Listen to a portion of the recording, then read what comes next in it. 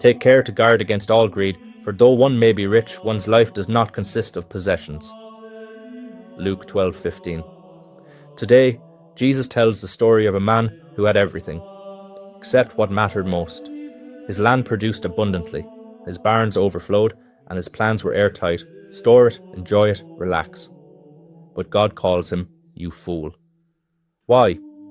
Because he spent all his energy planning for time he would never live to see, while ignoring the eternity he could not escape. Ecclesiastes gives us the warning first: vanity of vanities, all is vanity. Even when our work is successful, our hearts can still be empty.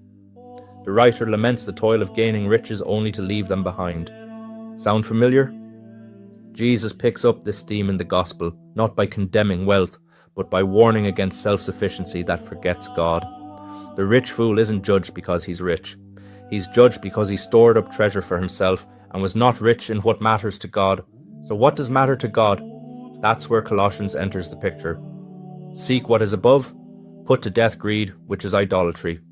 God doesn't want your portfolio, he wants your heart.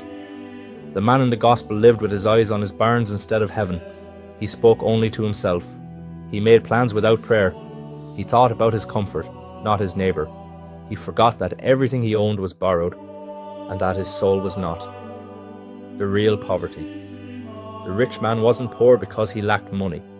He was poor because he had no relationship with God, no gratitude, no giving, no worship. Just eat, drink, and be merry. But Jesus reminds us, your soul is not your own. Your time is not unlimited. Your life is not measured by square footage or savings accounts. So what will we be rich in? Rich in generosity? Rich in mercy? Rich in prayer? Rich in eternal things? Because all the stuff, the barns, the promotions, the security, is going away. The soul isn't. A final word. The gospel today isn't about feeling guilty for having nice things.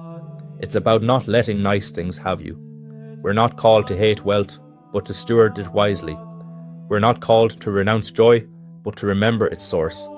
So when the Lord comes calling for your soul, and he will, may he not find you surrounded by empty barns, but by a full heart, a life well lived and treasure that lasts forever.